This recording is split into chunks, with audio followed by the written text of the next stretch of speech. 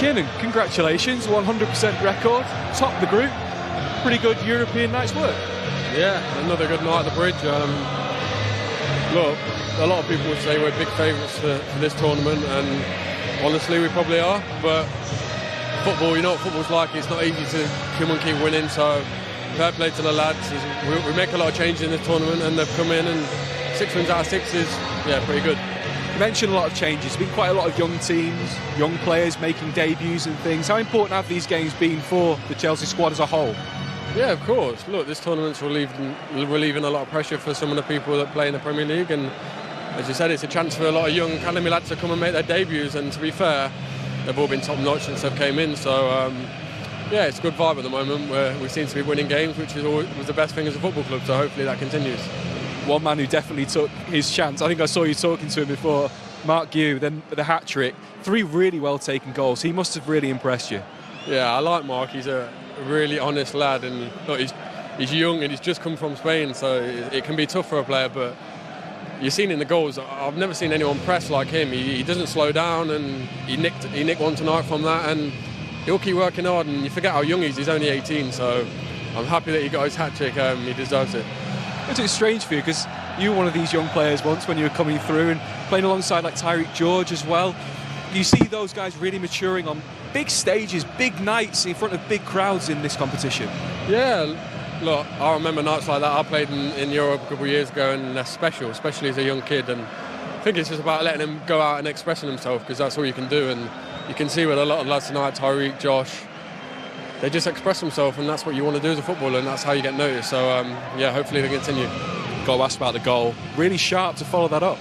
Yeah, look, that's what the gaffer wants. He wants the attacking midfielders sniffing out little opportunities, and luckily for me, it bounced to me, and I just instinctively put it in the bottom corner. So I'm happy to get another one, and it's always nice getting it at the bridge. Very well done tonight. How's the leg? Okay, actually? Yeah, it's all right. It's just a little bit of fatigue, a little bit of cramp, but nothing. Get a bit of recovery tomorrow and we'll be fine. Good stuff. Well done tonight. Thank you. Cheers. Though have been perfect all the way through. 6 wins out of 6. They've secured top spot. And Shamrock Rovers may have lost tonight, but they do have a playoff round to look forward to in the new year. TNS, the New Saints, also bowed out, as did Larne. But Larne did get their first points of the competition tonight. Hello. And we're delighted to say that Enzo Maresca has come out to join us here. Another big win tonight, 6 wins out of 6, Enzo, 26 goals scored. How do you assess that league phase campaign overall? Yeah, very happy with the performance, with the results. In this kind of games, sometimes it's easy not to do in terms of, you underestimate. Or I think once again they show how serious they are, how professional they are. And this is the right way. And a great night for your young players, for your academy tonight as well. How much does that please you? Yeah, very happy. Since we start, we try to share minutes. Tonight also was a chance for young players, academy player. But we have some good profile also for the future. Josh Achipong, Tyreek, both 06, so very young. And yeah, we are happy for them. And Marc Guiu as well. Joe was just saying he thinks he can go all the way. Just how high is his ceiling, do you think? No, Marc is a bit unlucky because Nicolas is doing well, Christo is doing well.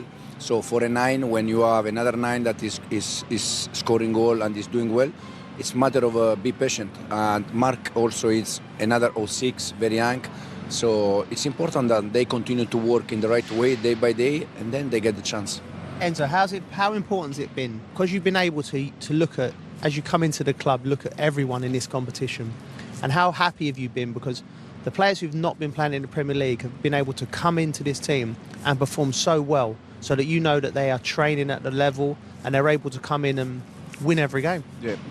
I'm very happy, especially for that, because as I said before, in this kind of games, and you know very well, it's easy not to do, not to have the right performance, but they show the day by day, and they know also that if they don't work hard, if they don't work properly, they are not going to play it, no matter the competition.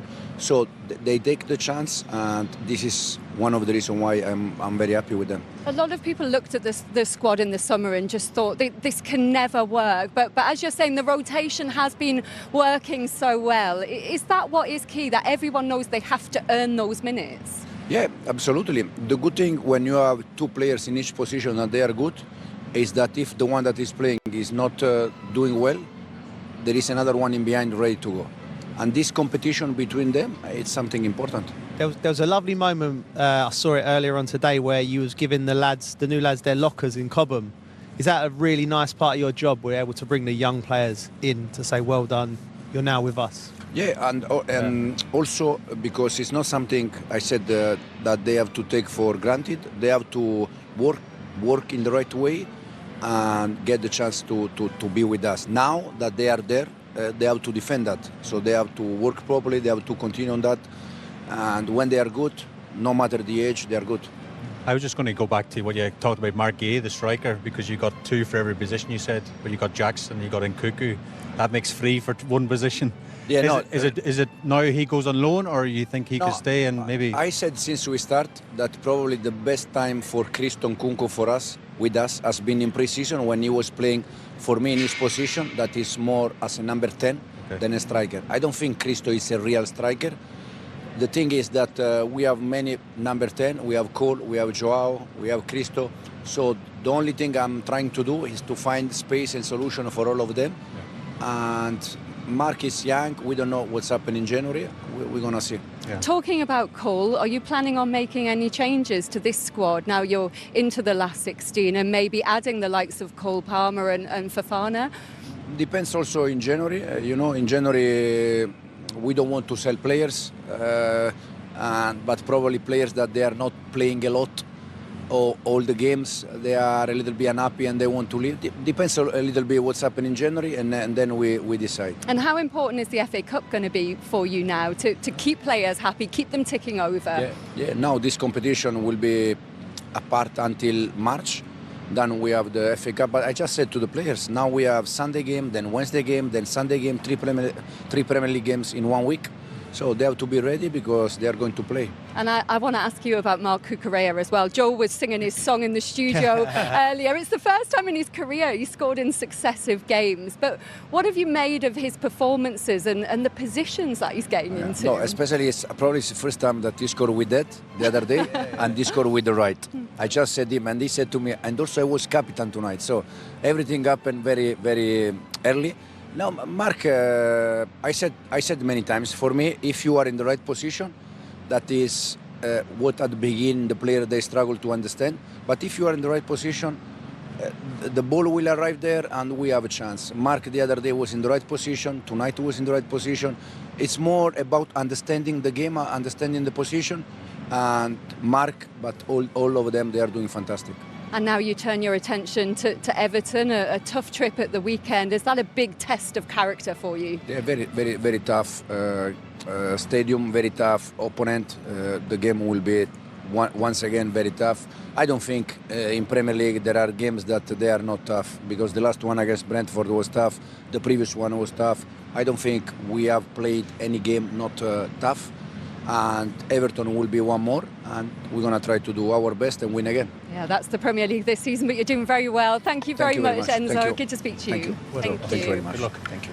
Well, that's the thoughts of the Chelsea boss. We can hear from the Shamrock Rovers manager, Stephen Bradley, now with Danny Jameson. Fantastic, and the one word that springs to mind is just professional. They've just been ruthless in this tournament so far. There will be slightly tougher tests, but I still expect Chelsea, until it gets to the quarterfinals and semi-finals, or maybe even the final, that they should be able to navigate this with the players that are doing it. But do you bring Cole Palmer back into the squad, lads? Things like that. The lads have done so well. The young lads, it's a conundrum.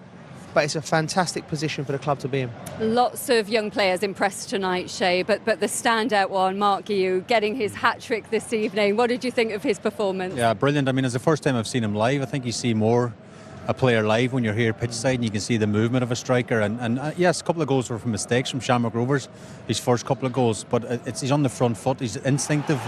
It's going to come back to him, and he's really expecting this mistake. He's the one who's kind of thinking, can I get in? Can I get on the end of it? There's probably some strikers would have given that up, but he's got there might be an opportunity here. There might be a mistake. I'll just follow this up, and you can see there he's at the top of the picture. He just thinks, "Oh, tell you, I'm in," and he nearly takes his head off on the post actually with the replay. But it's just instinctive, Joe. It's been in the right place in the right area, thinking there could be a mistake, and it's a striker's finish. Yeah, I mean, I likened him to Suarez when I've watched him a few times now, and I've got a lot of stick for it. But I'm not saying he is Luis Suarez now.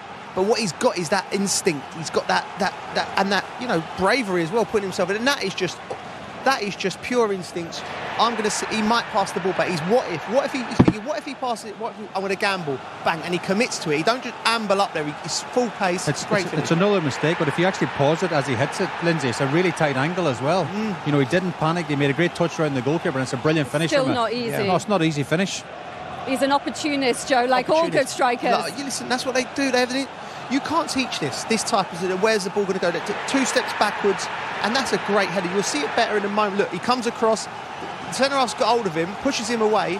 He just finds another space where the ball might go, and you'll see this from this angle here. It's great, Shay, isn't it? It's brilliant. It's a bit of hang time as well, Lindsay. He stayed up in the air. As Joe rightly says, there's a couple of steps back, a couple of steps forward, a bit of push off the defender. He gets a run on the defender, and he just glides it into the corner. It's a brilliant header.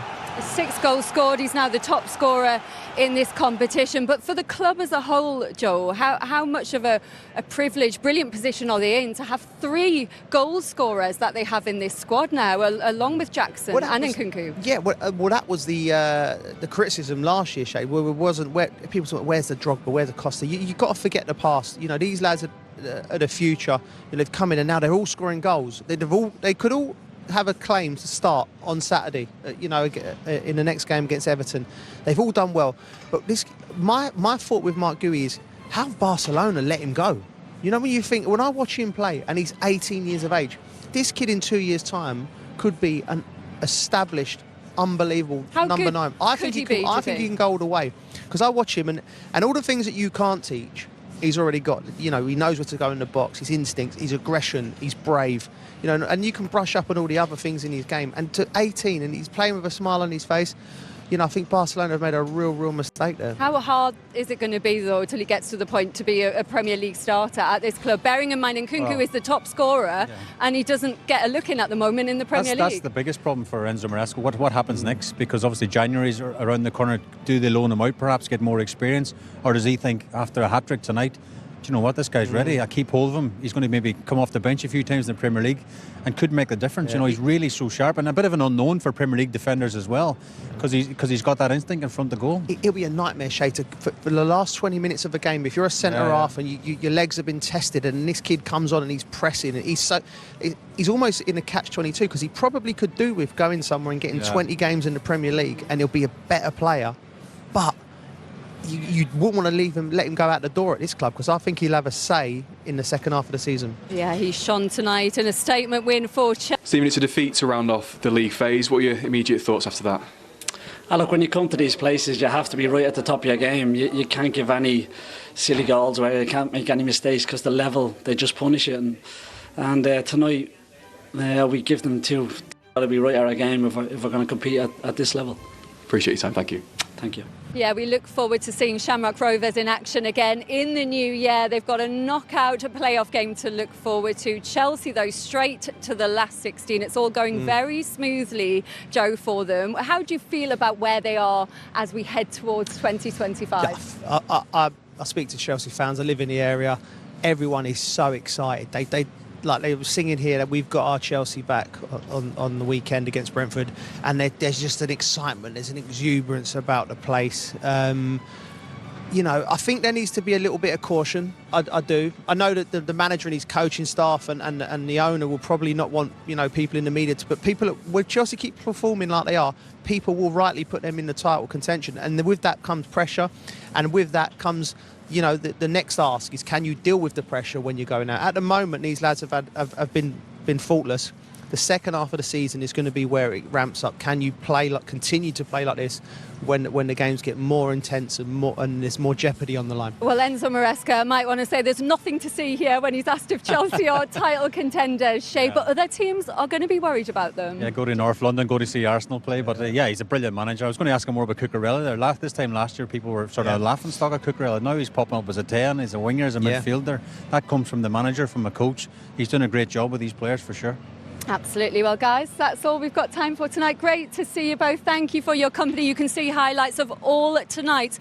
18 games in the Conference League playoff round as we wrap it up before Christmas. Chelsea, though, have cruised through with a 5-1 win over Shamrock Rovers to finish top of the league. We know in this competition is a bit tough, then there are unbeaten as well as us, and we want to finish with another win. We need a perfect stage, and then we do our good work today. I have to ask you about your compatriot Marc Guiu.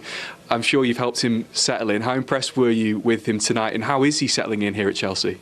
Yeah, we know. I think we have a big squad, and then it's about time. We need to understand everything, but now we are on a good way, so we need to continue in this way. We have another tough game on Sunday, so we need to continue. We have a long squad with a lot of quality, so I think all of us, we are ready, and then we need to show every game. But Marc, with a hat-trick tonight, he was so sharp, particularly on those first 2 goals. Are they the sort of goals you're seeing him score in training? Yeah, sure. I think he's a top player. He's young as well. I think he started like the season a bit nervous and with this energy he want to score, but then with time he can understand the players, he can understand about this football, and then it's about time, and we are very happy for him. So there should be one, obviously, for Cucurella tonight, Don and Rory, but 3 for 18-year-old Marc Guiu. Got 2 last week, 6 in the competition. What a performer. Yeah. What a competition for him. Looks like he's sort of growing week by week. He's finding his form in this competition. Top scorer, as you said. He's leading the line well. What it does look to me, looks like he's brave. The goal that he got tonight when he bounced off the post looked pretty naughty and nasty, and he sort of shrugged it off. Yes, there might be adrenaline of him scoring the goal, but he's led the line for Chelsea in this competition. His attitude's been really good. I've talked about that for a number of weeks, the likes of Dewsbury-Hall and Kunku and João Felix. When they've started these games, they've contributed with the right attitude, and Marc Guiu, I think, has been sensational for them, and he can only keep doing this. I mean, there's the brave goal. It's a wonder, really, how he doesn't get more of a serious knock or injury. So doesn't it? He's led the line really well, and you hear Marc Cucurella saying, I mean, it's terrible defending, you have to say, but you hear Marc Cucurella saying he's scoring these goals in training, he's brave, he comes from good pedigree, and he can only keep doing what he's doing. It takes me back to Harry Kane when he couldn't get a sniff in the Tottenham side, and he was playing Europa League and he was banging in goals for fun, and then Harry Redknapp had to play him, and the rest is history. So hopefully he gets his chance in the first team. Well, that may happen. We'll see. Why did Barcelona sell him, and have Chelsea got themselves a little gem? Well, he was very cheap for a 17-year-old kid who'd scored within 27 seconds of his Barcelona debut, which feels like a good start to your career. Yes, it does. Second touch in a game against Athletic Bilbao, Good knowledge.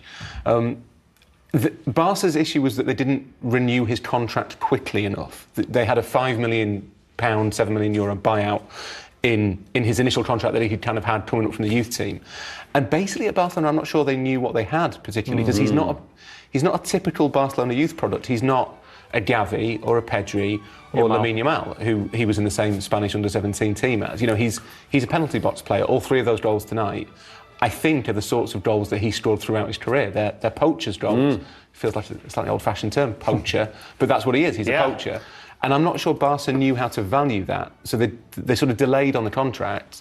And Chelsea came in, I suspect, offered him a pay rise. Was it all them little levers that they had to try and pull, and they thought, well, if I'm going to lose one, he might be the best one to lose? But he wasn't an especially valuable one, so I'm sure, Barcelona's finances, every little helps, but I don't think it was the sense that they sort of thought, well, we'll sell him so we don't have to sell Yamal, because Lamine Yamal's a €100 million player. At least. I think it was just that he wasn't a priority to them, and he spotted the chance to go to Chelsea and maybe go up in status. Yeah, I mean, it served a really good purpose, hasn't it, for the club? It's kept all of these so-called fringe players busy, gaining status, goals, minutes, all those things the footballers like. And as I said before as well, this competition, as we've said since match day 1, is a purpose for the attitude to try and play well, score goals, perform, to try and force your way into Maresca's first team in the Premier League. So when the weeks have gone by, the first couple of weeks, we thought, well, there's not many going to be breaking in. Me and Rory sat here one night, we'd done an 11 in about match day 2-3, and we said, well, none of these players that are playing tonight will get in the first team. Fast forward a couple of weeks, then all of a sudden, João Felix got in the first team. Madueke was playing in and out, but he was probably a starter for the first team in the Premier League, but played in this competition. Neto's played in this competition as well. Dewsbury-Hall has been magnificent in his attitude. So you can tell that there's something building at the football club, and I think this competition, especially for the younger players as well, is serving a very good purpose for them. Well, obviously that's that story there of that last 8, which is terrific, and the best run since Conte in 2016, when of course Chelsea went on to win the league. It includes a number of results in this competition, so the momentum is good. It's been perfect for them because, as Don says, it's kept players fresh. It's not drained the first team, for want of a better term. It's given Maresca a chance to allow players to play themselves into form. So Jadon Sancho played against Heidenheim, then pitched up in the Premier League team again. It'll be really interesting to see how he deals with it once the knockouts start, because suddenly the pressure increases, the quality of opposition will go up, with all due respect to the teams that Chelsea have faced. It becomes slightly more challenging, and ultimately, as Kiernan Dewsbury-Hall said last week, they have to win it. There is no option for Chelsea but to win it. But for now, it feels like it's contributed to Chelsea's momentum rather than detracted from it. Yeah. What about Shamrock Rovers? Your boy plays over in Ireland. I mean, they've done brilliant they're into the playoffs. Okay.